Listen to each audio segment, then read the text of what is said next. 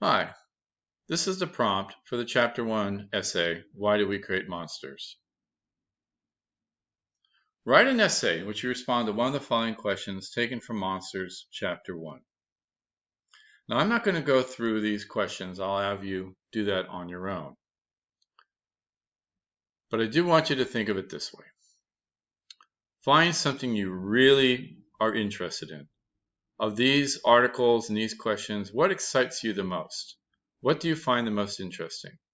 You'll see that some of them begin with the idea of a monster, but take them in different directions. Things that are maybe not even directly monstrous. So look these essays over, read them, think about them, look at the questions before choosing. Now, what we need to know, of course, right from the bat, are what are some big important dates. The first, the final draft of the essay is due Monday, September 14th, 11:59, as are, of course, all of our assignments, 11:59. You have the whole day to do it. Now, that's a month away, which seems like a really long time, but it'll go by quickly. Be sure to follow the out-of-class essay guidelines for matters of form and style. Okay. If you don't know what I'm talking about, please go back to the introduction module, read the essay guidelines, watch the video I created for it.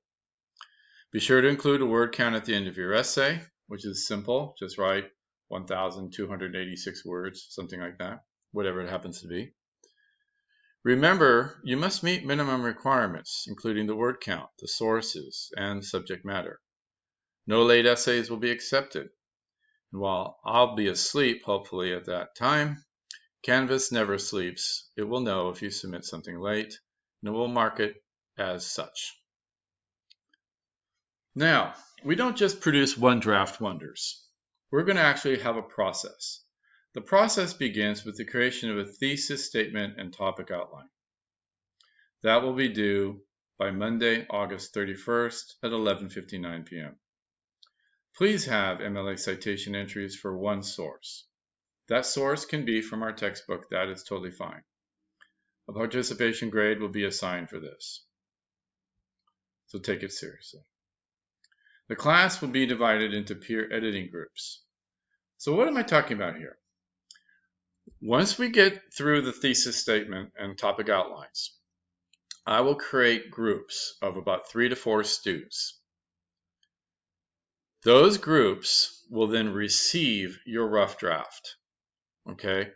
So what will happen is, and I will post instructions on how to do this. You will submit your rough draft 2 times. You will submit it to me, the traditional way, but also to your work group by Tuesday, September the 9th, end of day. Now at that point, you will have access to everybody else's rough draft in your group, and they will have access to yours.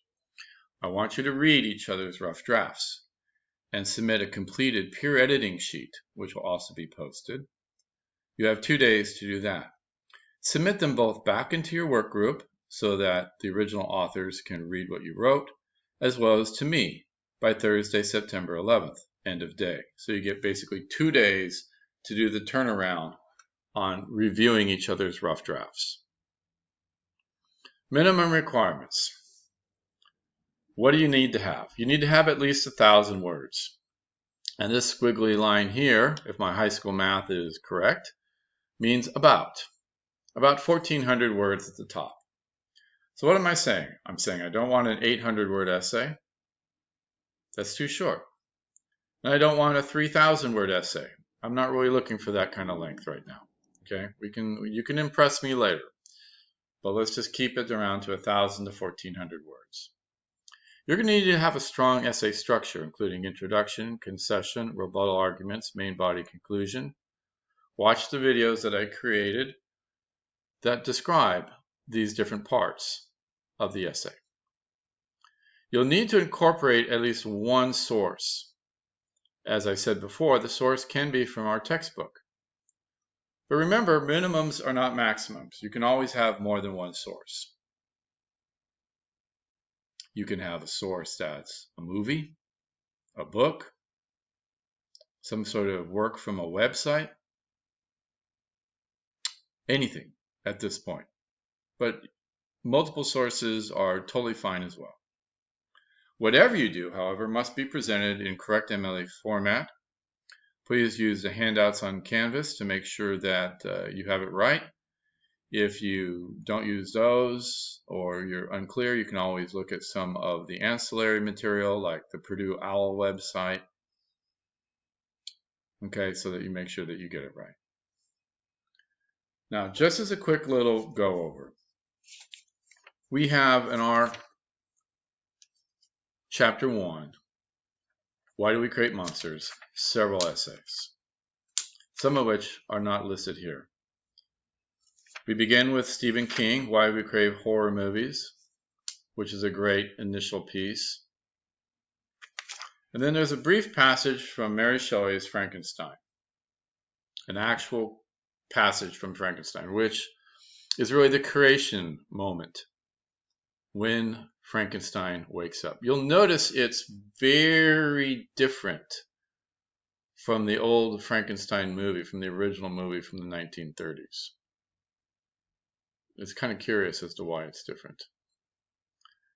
Hitchcock, and this is Susan Tyler Hitchcock, not Alfred Hitchcock, who writes these questions, writes the piece that these questions are based on, wrote a piece called Conception. Conception means the beginning of something, right? How something is conceived, how something starts. And it's really the conception of the Frankenstein myth. Okay? But what's interesting is that it doesn't just begin Frankenstein, it also begins our modern vampire. The Frankenstein story and the contemporary vampire myth, which molds together the bloodsucker with the romantic, attractive person, actually begins at the same time, same place, with the same small group of people that we see in Conception. Del Toro and Hogan write about vampires, why vampires never die. And the attraction that vampires have to us is, in part, of course, their immortality. Klosterman writes about zombies, a very popular monster these days, especially with pandemic diseases going around. The zombie has long been connected with the concept of the spread of disease.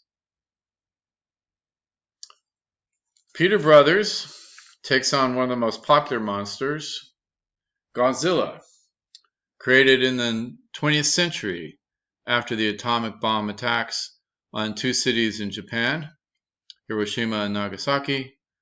About 9 years later, Japanese film director Honda, just like the car, creates Godzilla.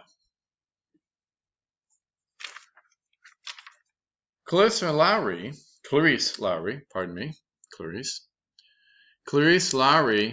writes about Slender Man, the myth of the digital age. Right? Every age has its own monsters. We may adapt a monster, change a monster, or create a brand new monster. And that's what Lowry looks at in Slender Man. Finally, Asma.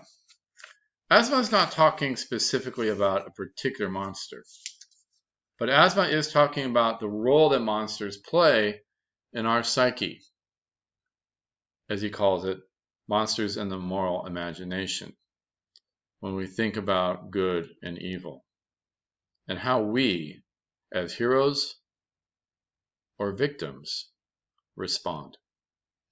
So look these articles over, think about what interests you, choose one of the questions, and begin.